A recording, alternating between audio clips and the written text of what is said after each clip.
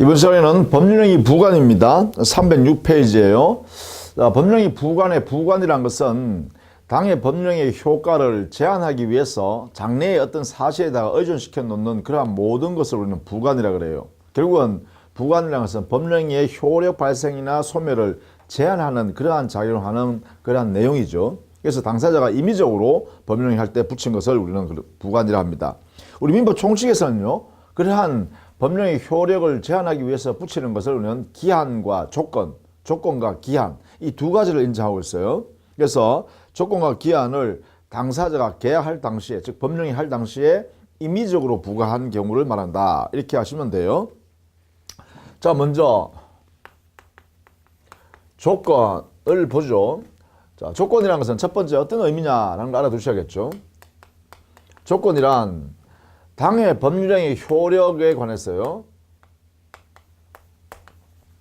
행위 효력을 발생시키거나 또는 소멸하는 데 대하여 장래에 불확실한 사실이에요. 즉 성취 여부가 불확실한 사실이 있죠.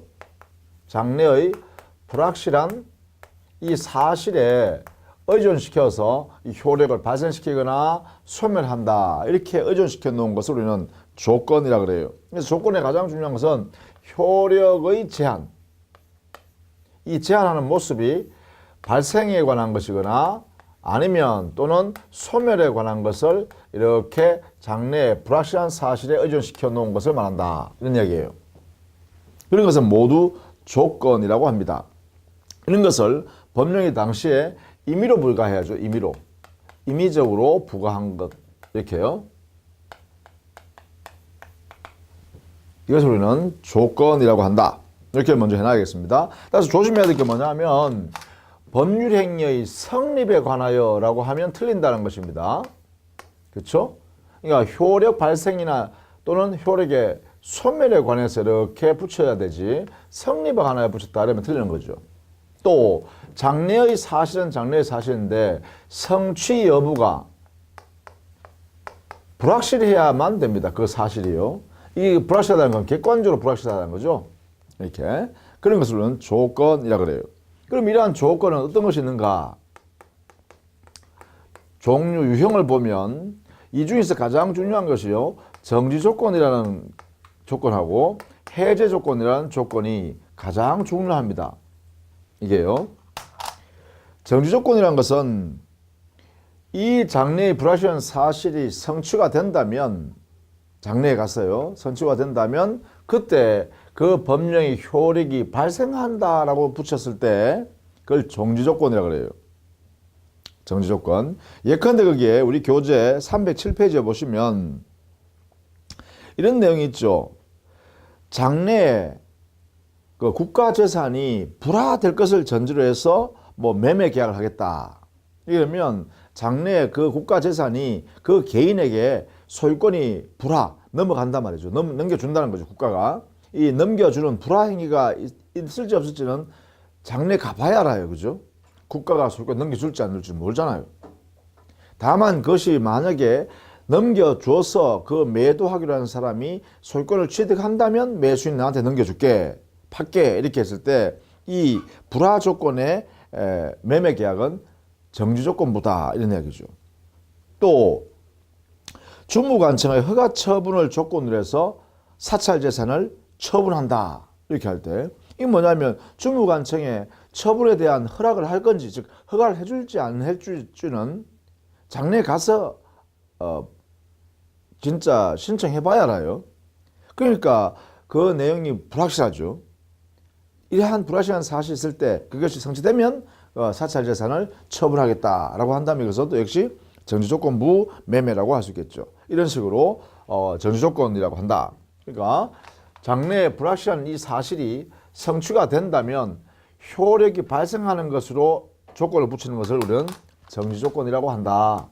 이 발생에 관한 조건이다. 그죠? 효력 발생에 관한 조건이다. 이에 반해서 해제 조건이라는 것은 당사자의 의도가 장래에 그 불확실한 사실이 성취가 되어버리면 이미 발생되어 있는 권리 의무라는 효력을 소멸시킬 의도예요. 즉 장래의 불확실한 사실이 성취가 되면 효력을 소멸시키겠다라는 의도로 붙인 조건. 소멸. 효력을 소멸시키겠다라는 내용으로 조건을 붙인 것을 우리는 해제 조건이라 한다. 이게요. 예컨대 거기에 판례가 있죠. 예컨대 매매 토지 중에 공장 부지에 편입되지 아니한 부분은 다시 매도인에게 원가로 대판다 라는 약정. 그러면 장래의 토지 중에 지금 현재 매매 계약했어요. 소유권 넘겨줬어요. 그런데 매수인이 이제 공장을 만든단 말이에요. 뭐 공장을 만드는데 공장 부지로 편입이 안 되는 부분이 있으면 그 토지는 다시 매도인한테 대파기로 한다, 원가로. 예를 들면 장래에 그 공장 부지로 들어갈지 안 들어갈지 그때 가봐야 알죠.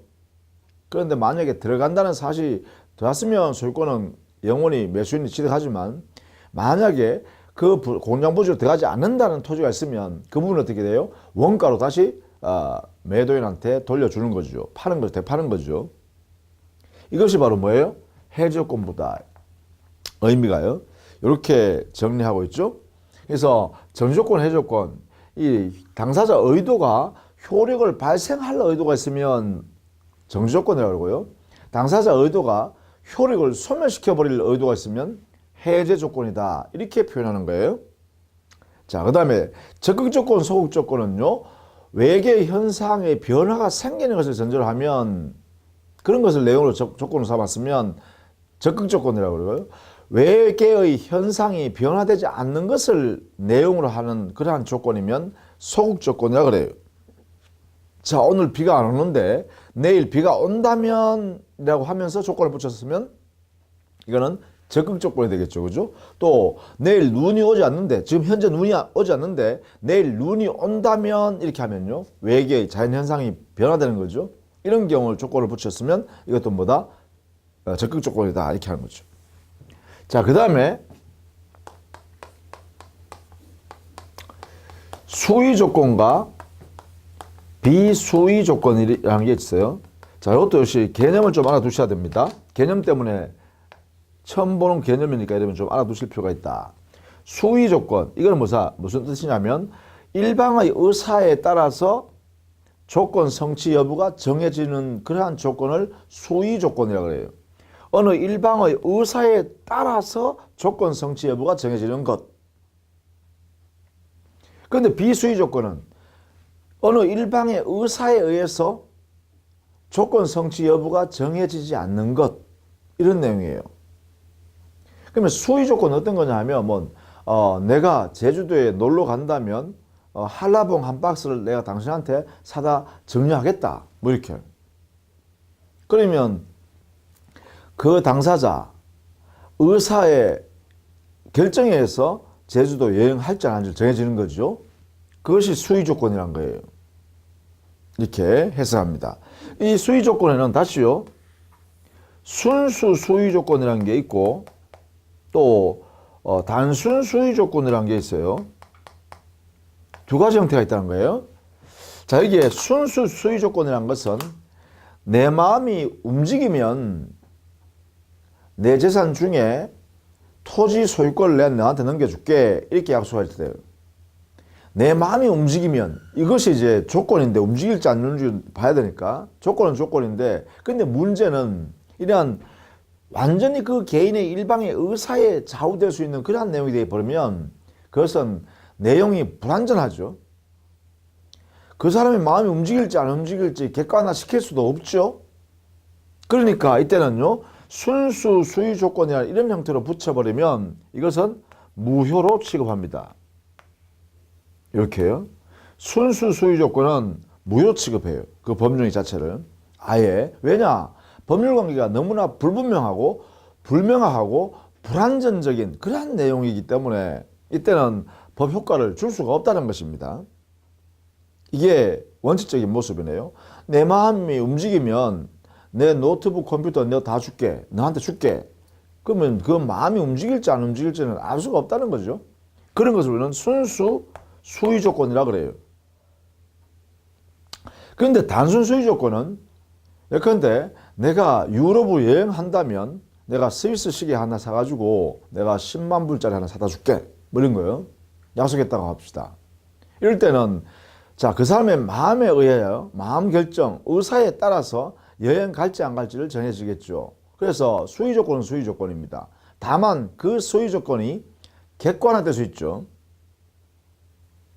유럽으로 여행한다는 이 객관적 상황이 만들어질 수가 있죠. 그렇게 되면 그 내용 조건 성취를 객관화시킬 수가 있어요.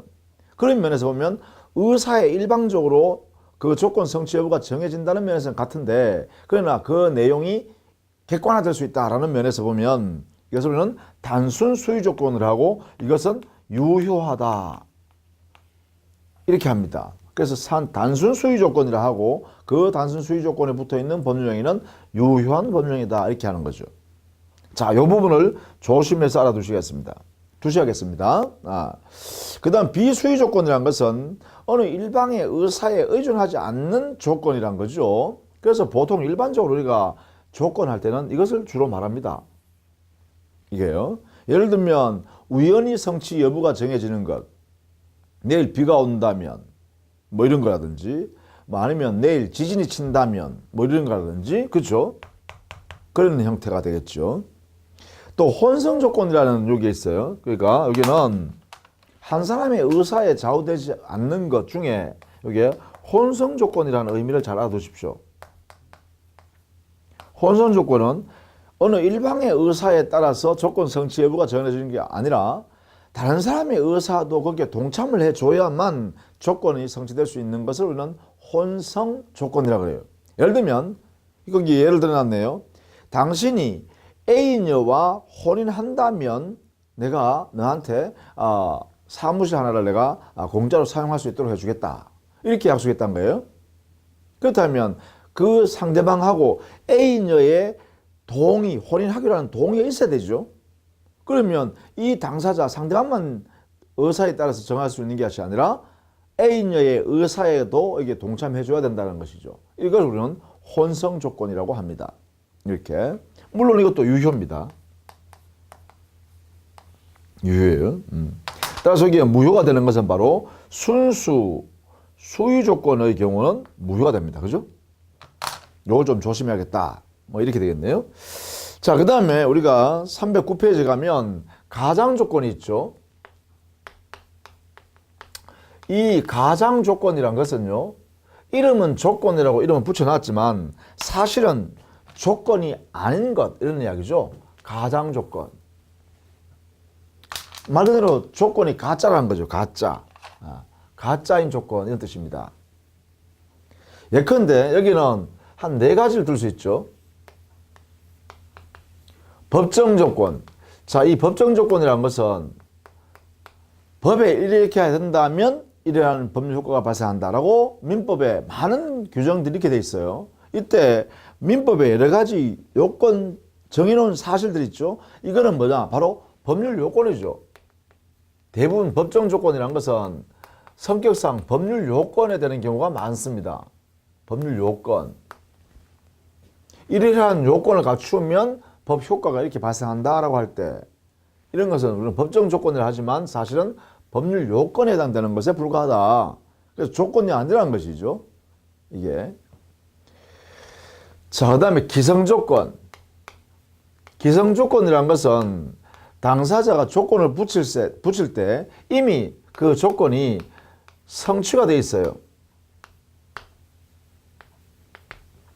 이미 성취가 돼 있어 버렸네요. 자, 성취 여부가 장래에 불확실한 사실로 인하여 알 수가 없어요. 그런데 이거는 기성조건은 성취가 돼 있는 그러한 내용을 붙였다는 거죠. 그걸 기성조건이라고 해요. 그러면 조건의 성질이 아니죠. 또 불법 조건. 조건의 내용이 사회 질서에 반하는 내용이에요.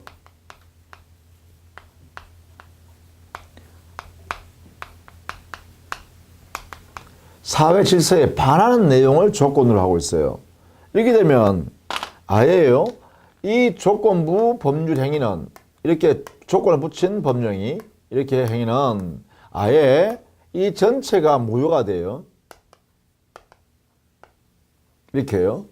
자, 여기에 조건만 무효가 되는 것이 아니라 그 법령이 전부가 무효다 이렇게 한 거예요. 그 다음에 하나 마지막으로요. 불능 조건이 있어요. 불능 조건. 그죠? 이 불능 조건이란 것은 조건을 거기에 법령에 임의적으로 부과할 당시에 이미 객관적으로 실현 불가능하여 실현 불가능한 내용이에요. 조건의 내용이. 그래서 뭐예요? 실현 가능성이 즉 달성, 성취 여부가 불분명해야 되죠. 불확실해야 되잖아요. 장래의 사실, 그죠? 근데 이거는 실현 불가능한 것이 확정되어 있어요. 객관적으로. 그러니까 불가능한 것이 확정되어 버렸으니까 조건이라고 할 수가 없죠. 자, 이렇게 해서 이 네 가지는 이름은 이렇게 전부 다 조건이라고 이렇게 붙여놨어요. 그죠? 법정 조건, 기성 조건, 불능 조건, 불법 조건 다 조건이라고 붙였어요. 그러나 이 의미는 조건의 의미는 민법에서 말하는 조건의 의미와 다르다. 왜냐하면 민법의 조건이라는 것은 당해 법률행위 효력의 발생이나 소멸이 장래의 불확실한 사실, 즉 성취 여부가 장래의 사실에 불확실한 사실에 의존되어 있는 거죠. 그 불확실한 사실이라는 거죠. 성취가 될지 안 될지. 그런데 이것들은 그런 내용이 아니라는 것입니다.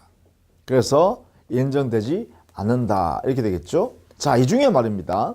조심해야 될 게 바로 여기 기성 조건하고 불능 조건의 내용을 좀 정밀하게 알아두셔야 돼요. 자, 만약에 기성 조건이 말이죠. 이 조건이 기성 조건에서 이 조건이 그 조건이 성취한다면 효력이 발생한다. 효력이 발생하는 의도를 붙였으면 이걸 정지 조건이라고 하죠. 기성 조건의 그 형태가 정지 조건으로 당사자 의도를 이렇게 붙여놨다라고 하면 이때는 이미 조건이 성취되어 있기 때문에 효력이 발생돼 버리면 되죠. 따라서 이것은 유효한 법령이다. 즉 다른 말로 하면요. 조건이 없는 그러한 행위다 이렇게 볼 수 있겠죠. 조건이 없는 행위이기 때문에 바로 효력이 발생했다 이렇게 해석해도 되겠다라는 것이에요. 이에 반해서 그 기성 조건이 기성 조건을 붙일 때 말이죠. 조건을 붙일 때 당사자 의도가 이러한 조건이 성취된다면 효력을 소멸시키겠다라는 의도로 붙여놨는데 알고 보니까 그 조건이 이미 성취가 되어 있네요. 기성 조건이네요. 그럼 이걸 뭐냐? 기성 조건의 내용이 해제 조건으로 붙여져 있더라. 이렇게. 이래 되면 어떻게 될까? 이래 되면 아예 조건이 성취되어 있으니까 효력이 발생할 수 없겠죠. 왜? 당사자가 조건이 성취되면은 효력을 소멸시키려 했으니까. 그럼 이것은 뭐예요? 처음부터 무효인 법률행위가 되겠다. 그죠? 무효행위가 됩니다. 무효행위. 이렇게 무효다 이렇게 하죠. 자, 요 내용이 이제 여러분 알아두셔야 됩니다. 기성 조건에 만약에 그 내용에 붙어 있는 것이 정지 조건으로 붙어 있으면 유효, 해제 조건으로 붙어 있으면 무효가 된다라는 것이에요. 요 내용을 반드시 알아두셔야 돼요. 그 다음에요. 두 번째 불능 조건이에요. 불능 조건이네요. 붙여놨는 게. 즉 조건의 내용의 실현 가능성을 따져봤더니만 아예 그 조건을 부과할 때조차 실현 불가능한 것이 객관적으로 돼 있더란 거예요. 그러면 불능 조건이죠. 이 불능 조건이 만약에 당사자 의도가 말이죠. 그 조건을 붙이면서 불능 조건을 붙이면서 조건이 성취된다면 효력을 발생시키겠다라고 하면 그걸 정지 조건이죠. 정지 조건으로 붙인 거죠. 이렇게 붙여버리면 실현 불가능한 조건을 전적으로 효력 발생을 요건을 해놨잖아요. 그러니까 이때는 뭐예요? 무효가 되겠죠. 무효다 이렇게 되겠죠. 무효행위가 됩니다. 효력이 발생할 수 없다라는 것입니다. 이렇게. 그렇죠? 근데 만약에 그 불능 조건이 성취가 된다면 효력을 소멸시키겠다라고 하면서 법령했다 이 말이죠. 그러면 그 조건은 성취될 수가 없는 거 아니에요. 그죠?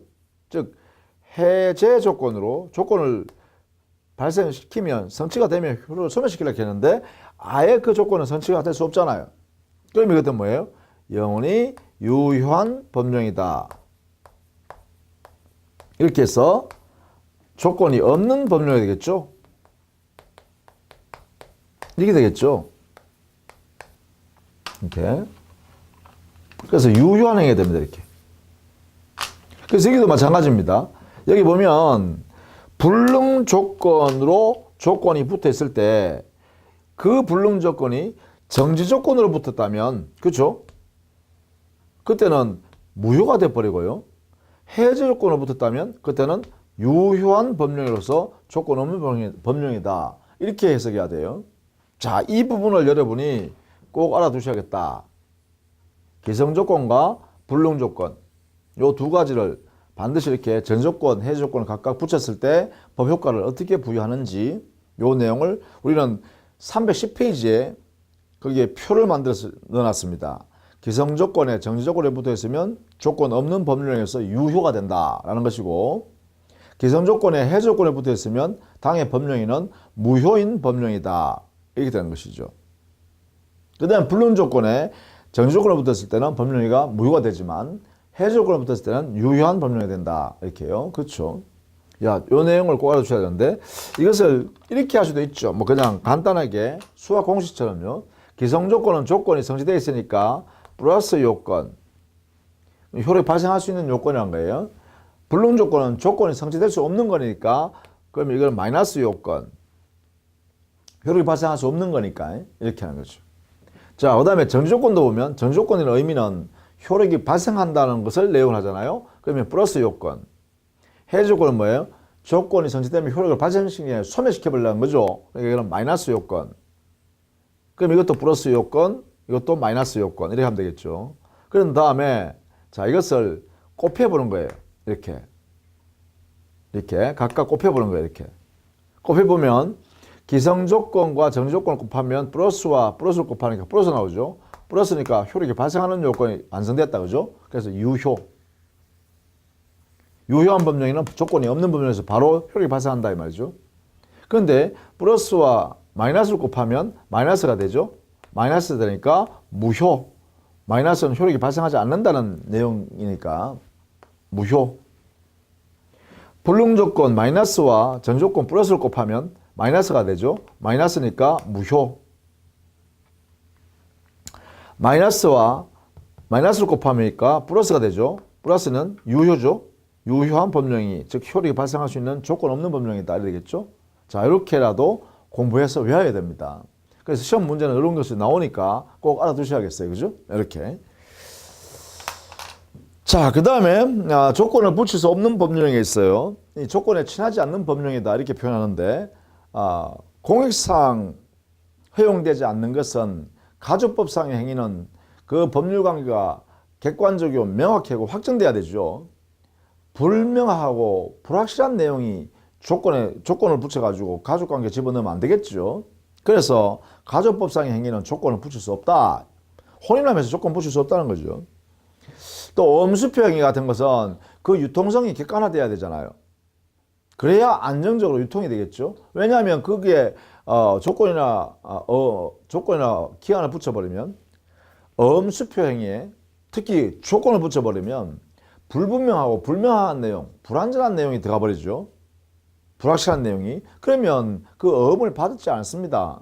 수표를 안 받아요. 안 받으면 뭐예요? 엄수표의 유통성 자체가 확보될 수 없죠. 그래서 엄수표 행위에는 조건을 붙일 수 없다가 대원칙입니다. 다만 거기에 엄수표 안에 엄행위에 대해서 우리 판례가 하나 있죠.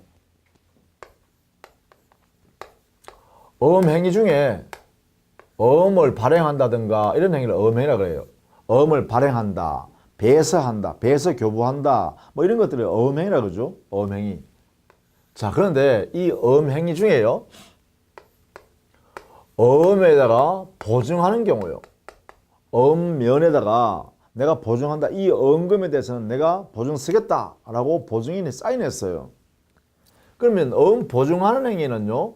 엄행위에 이익이 되는 행위죠.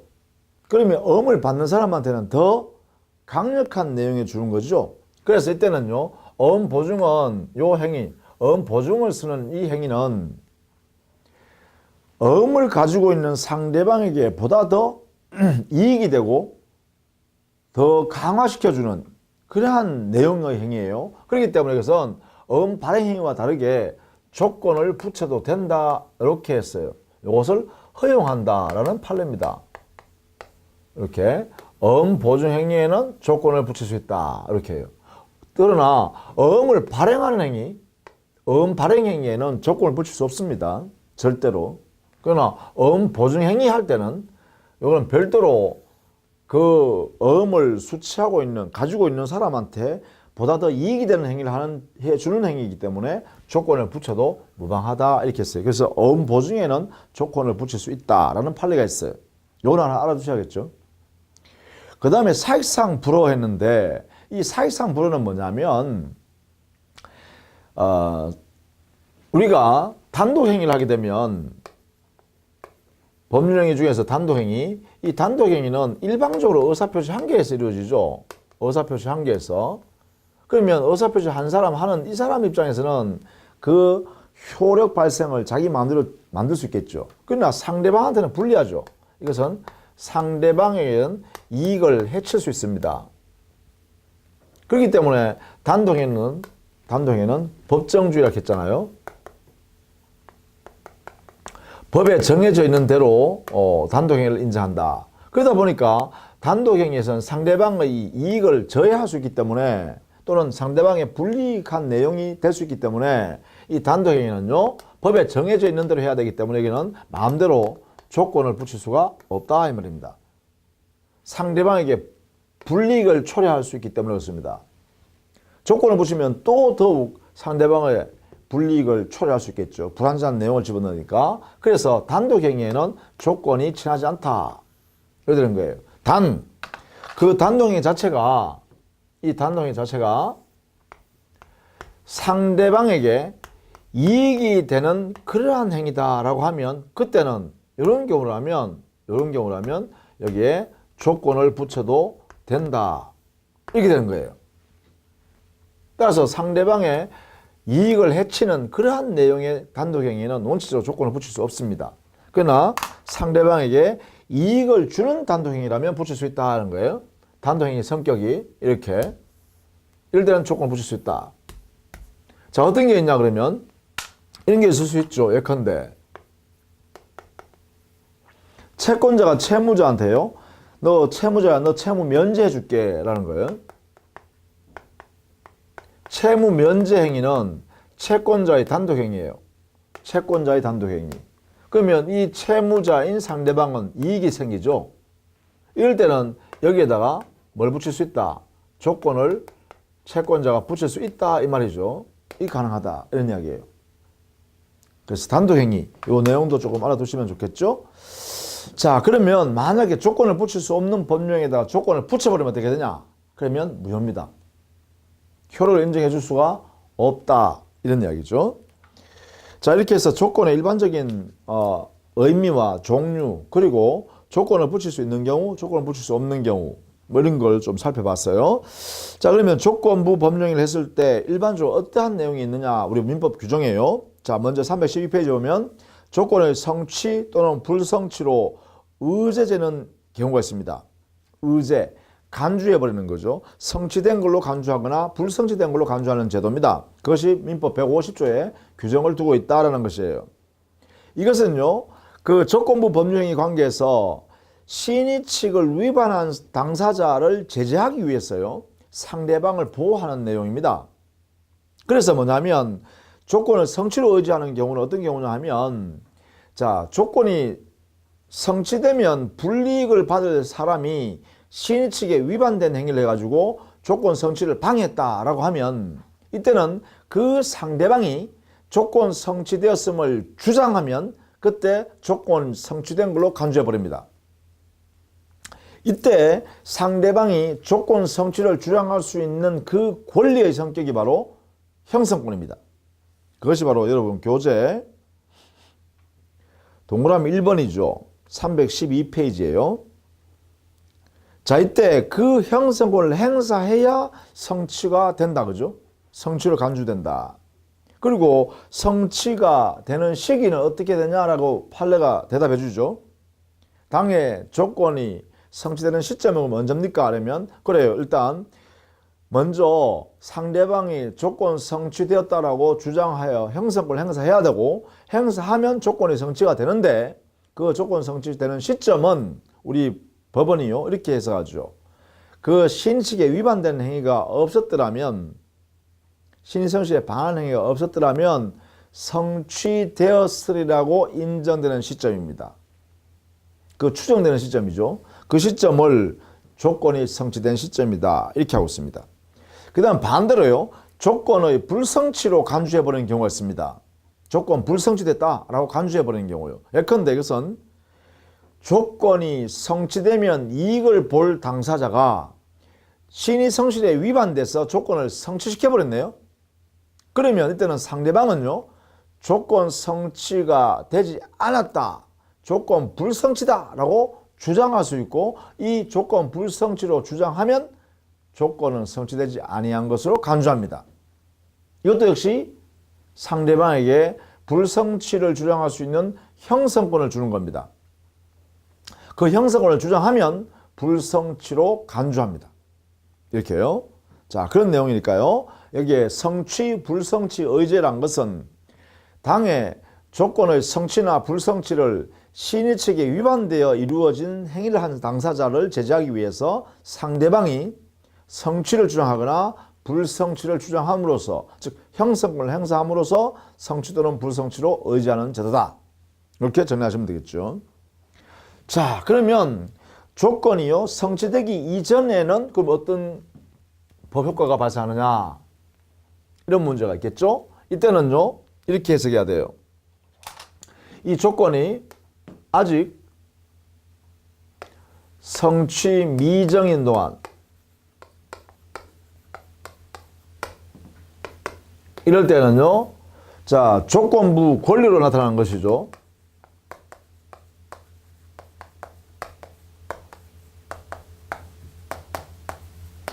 조건이 붙어 있는 상태로 법령의 권리가 발생하는 거죠. 그걸 우리는 조건부 권리라 합니다. 조건부 권리. 조건부 권리가 발생한다. 그럼 이 조건부 권리는 뭐냐? 현재의 권리예요. 이 자체가 요 자체가 현재의 권리입니다. 현재의 권리니까 이 조건부 권리를 침해하면 안 되겠죠. 침해하면 안 되겠죠. 첫 번째, 침해 금지입니다. 조건부 권리 자체를 침해하면 안 된다. 만약에 침해했다면 따라서 침해 시에는 조건부 손해배상 책임을 져야 되죠. 따라서 이때는 조건부 권리자는 손해배상 청구권을 조건부로 행사할 수 있겠죠. 손해배상 청구권이 발생한다. 그렇죠? 침해 당했다면 당연히 조건부 손해배상 청구권이 발생하는 것이고 따라서 이 손해배상 청구권은 조건이 성취가 되면 행사할 수 있겠다. 그죠? 조건부니까. 다만 즉시 청구할 수 있다 하면 안 되겠지. 바로 침해 당했다고 즉시 청구하는 게 아니라 이 조건이 성취가 되면 청구할 수 있다. 이런 내용이 되겠습니다. 자, 그 다음 두 번째. 이 조건부 권리는 현재의 권리이기 때문에 현재의 권리. 지금 현재 조건부 권리로 나타나 있단 말이에요. 다만 조건이 성취되면 그 권리가 현실화되겠죠. 그래서 보통 이것을 우리는 현재의 권리지만 조건부 권리는 기대권이다. 이렇게 표현한 거죠. 뭐 이렇게요. 자, 이 권리는 보통 권리와 똑같기 때문에 일반 규정에 따라서 처분할 수 있고 상속도 될 수 있고 보존 행위도 할 수 있고 담보로도 할 수 있습니다.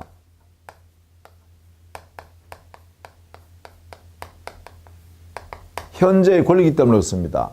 처분, 상속, 보존, 담보로 할 수 있다. 이렇게 하고 있어요. 자, 이것이 뭐냐? 바로 아직 미정인 동안입니다. 성취되지 않은 동안에도 조건부 권리로 존재한다라는 것이죠. 자, 그러면 조건이 성취되면 어떻게 되냐? 그쵸? 조건의 성취. 그러면 이 조건의 성취, 그 조건이 정지 조건이냐 해제 조건이냐에 따라서 첫 번째, 정지 조건이 성취되었으면 그때부터 당의 효력이 발생하는 것이죠. 그죠? 왜? 정지 조건은 효력 발생을 당사자 의도가 있으니까. 근데 만약에 해제 조건이면 그 해제 조건이 성취가 되었다면 그래요. 그때부터 당사자 의도가 뭐예요? 당의 효력을 소멸시키려는 거죠. 따라서 당사자의 의사대로 효력을 소멸시켜 준다. 그죠? 없애버린다. 이런 이야기네요. 자, 그러니까 여기 의도를 보니까 그때부터라는 말은 성취가 된 때라는 뜻이죠. 그리고 앞으로 효력이 발생하거나 소멸한다 했으니까 이것을 우리는 장래적 효력이다. 그래서 줄여가지고 장래 효력을 의미한다. 이렇게 해석해야 돼요. 따라서 이게 원칙이다. 그죠? 조건은 성취된 때로부터 효력이 발생하거나 소멸하는 장래적 효력을 갖는다. 이게 대원칙이다. 다만 우리 민법에 보면 이 장래 효력에 대해서요. 우리 민법은 다음과 같이 예외를 인정합니다. 우리 민법은 예외적으로 당사자 의사에서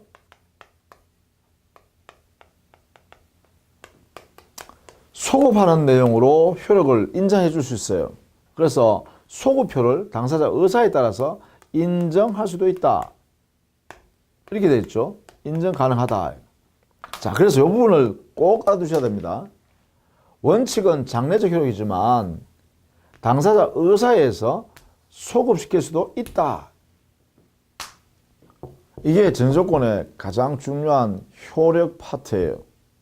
조건이 성취된다면 그때부터 효력이 발생하거나 소멸하는 것이 원칙인데 다만 당사자 의도에서 법령이 할 때부터 소급해서 효력을 발생시키거나 그때 효력을 소멸시킨다. 이게 가능하다는 거예요. 소급효가. 자, 이렇게 정리를 해 두시면 되겠어요. 그것이 313페이지에 하단에 효력 발생 시기라고 해서 만들어 두었죠. 이렇게 정리하시면 되겠죠. 자, 기한을 볼까 이제? 또 기한.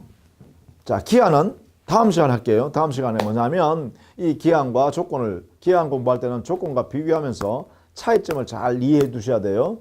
그게 중요한 핵심입니다. 자, 다음 시간에 또 계속할게요. 수고했습니다.